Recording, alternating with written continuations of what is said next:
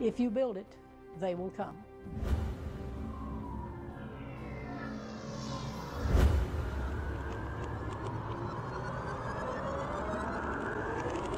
Aloha, I'm from Maui, Hawaii. My name is Chanel Miller and I am an information science major. My name is Chris Nixon and I'm a construction management major from Marvel, Arkansas. My name is Daniel Rucker. I graduated from the Systems Engineering Department in 2007. I'm an applied science PhD student and I'm from Hot Springs, Arkansas. My name is Alexandra Angelescu. I'm an international student from Romania and I'm majoring in computer science. I'm Juan Martinez. I'm a mechanical engineering technology student from Jacksonville, Arkansas. I'm Nikki Rising from Mount Vernon, Arkansas, and I am majoring in systems engineering. Since 1999, high-achieving Arkansas students have flocked to UALR, seeking the bright future that comes from a 21st century technology-based education. Today, the UALR Donaghey College of Engineering and Information Technology attracts students across the state, nation, and around the globe. Faculty who have graduated from some of the most prestigious universities choose to teach and conduct futuristic, cutting-edge research here. It took a lot of people who dared to dream big to make this college a reality. This is their story.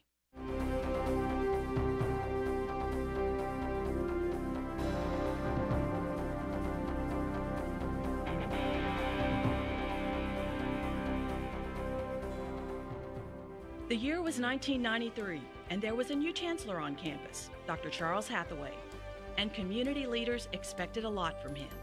I arrived here within not more than 3 weeks, 3 or 4 weeks. I come upon a man by the name of Harold Engstrom, who is a classic mechanical civil engineer type, construction trade type engineer. And he walks up to me and says, "We need an engineering program here." At the time, a new college wasn't a priority for Hathaway. But as he considered the idea, he discovered that high-tech industry locates only in areas that have an engineering college within a 50-mile radius. With thoughts that went beyond an engineering program and ended in economic development opportunities, a committee was formed and government and industry leaders were brought on board. The dream of an engineering program would soon become a technology college for the 21st century.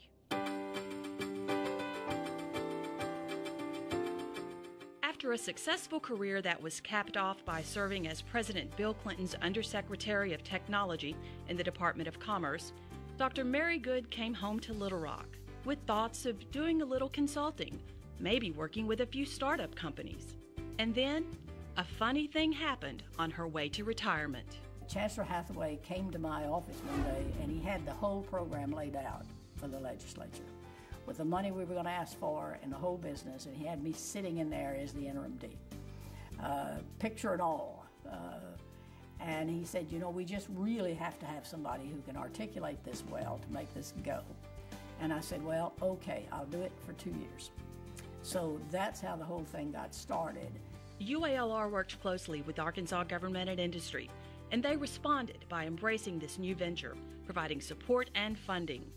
Representative Bob Johnson, then Speaker of the House, made the establishment of this new college his signature project. With strong support from Governor Mike Huckabee, the legislation was approved by the House and the Senate. A companion act appropriated $2 million in funding for the first year and an additional $5 million for the second year. I've been a part of a lot of really exciting things during my tenure in the legislature. But make no mistake, this is number one. This is the number one achievement. It's our future. It was great for me to help break this inferiority complex that sometimes we have in this state, that somehow our best and brightest can't compete. The goal was to create a nationally, globally competitive college that would include high-tech professional programs. The college began in 1999 with existing programs in applied science, computer science, construction management, and engineering technology. New programs included information science and systems engineering, with options in telecommunications and computer engineering. In 2005, a generous gift from the Trinity Foundation enhanced the systems engineering program by adding options in mechanical and electrical engineering. The gift marked the largest single academic gift in UALR history. The biggest economic development announcement that we've had in that time frame has been the Trinity Foundation announcement gift. That's now a checkoff item in terms of recruiting the types of companies that we're looking for here in Central Arkansas. If you have the EIT, if you have engineering in your area, then you have a shot. If you don't, you're simply not in the game. So we ended up with this rather unique program, which is, has a core in systems engineering, and then it also has a significant core in a discipline. The students can now do, well, the first two that were offered were in telecommunications and computer engineering. And so that meant that you would end up with a student who had both the idea of individual things that engineers do, but also would have some concept of the system as a whole. And in today's world where you have such major simulation tools and all of that, you need engineers who can look at the whole thing. How does your piece fit with the system? This is really an avant-garde version of an engineering school today. It does great things for a campus. Not only does it bring a great faculty, as we certainly have here today, but it also attracts a level of students that are often a cut above what you routinely see coming to universities. They're students that are strong in math, and therefore they have options for the sciences as well as engineering and computer-related disciplines. EIT attracts diverse students from around the world, and EIT's amazing faculty recruit those students like a coach trying to sign a star point guard. They come for the strong educational experience, but find much more in the rich quality of life on campus and in the capital city. Many students live and learn on campus in modern apartment-style housing where they have formed a learning community. The student body resembles a mini United Nations, and they have much in common. They are smart, they are curious, they are our future. The philosophy that was adopted by Dean Good in particular is to start supporting students from day one. I would characterize our students as being polite, hungry for knowledge and to study, and they are well taken care of, not only in the technical side and education, but also at the individual lifestyle. I've worked with a lot of really good faculty members. They all are so intelligent and know so much about the fields they teach in. I went to France 2 summers ago. I was working on software design and a whole lot of teamwork skills because we had to, it's a large project and nobody could do it on their own, so it was the first kind of large project I did. I really like the fact that it's a very close-knit community. I feel like the engineering college is like my second family. I love living on campus. I also was accepted and was considering University of Arizona, which was the other big one I was considering besides UALR here. And they're known for their engineering program and their system engineering program. It's a very good one there. But overall, when the two programs compared together, UALR is by far a better program. Employers hire graduates. As the Donaghey College of Engineering and Information Technology celebrates its 10th anniversary, the college is going strong. It's hailed as a first-class technology college that serves community needs and is a valuable player in Arkansas's economic development. Thanks to Governor Mike Beebe, the state of Arkansas, and many other government, industry, and community leaders, we will move into a building befitting a futuristic 21st century college in May 2010. We are building it, and they will come. The key to anything happens to be the people. So first and foremost, it's Dean Good and the faculty and all of the personnel that make the program what it is. But part of being able to attract or retain those people is to give them a working environment and give the students the actual infrastructure necessary for them to be successful.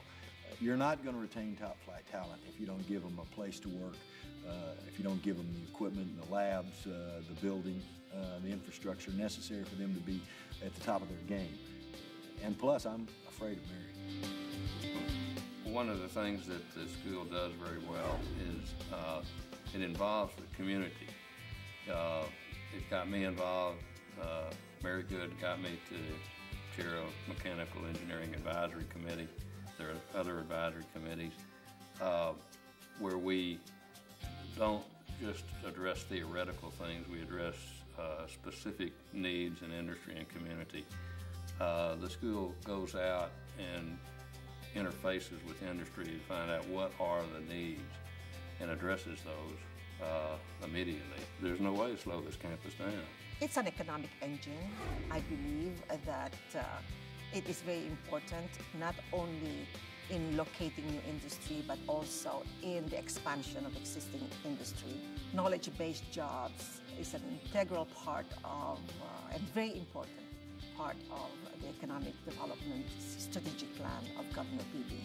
And in order to have knowledge-based jobs, we need to have a college that teaches knowledge-based skills. This is a college that I think has a spirit, it has a mood, it has a momentum to it that makes me very optimistic that it's going to continue to be out there on the cutting edge.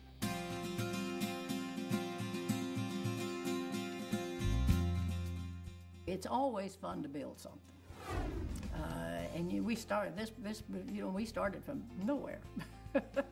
And I'm not at all sure that very many people thought, other than Hathaway and myself, that you could do much with it. I just wanted to see the state progress beyond where it was. And this college, in my opinion, would be one of those things that if we could be successful would just make a huge difference in Central Arkansas. We've got people with PhDs from MIT and from Carnegie Mellon, from California, all of these places, Princeton.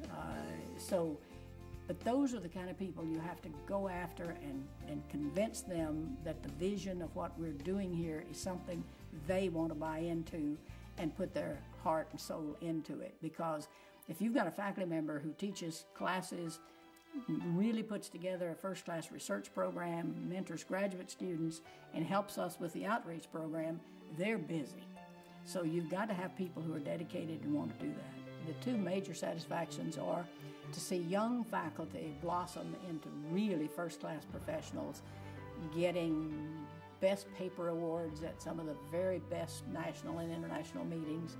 And second is to see students who start out looking like they're 15 years old and ending up 4 years later able to get really first-class jobs at places like Altel and Southwest Power Pool and British Aerospace and these sorts of things. It's just an enormous satisfaction in that.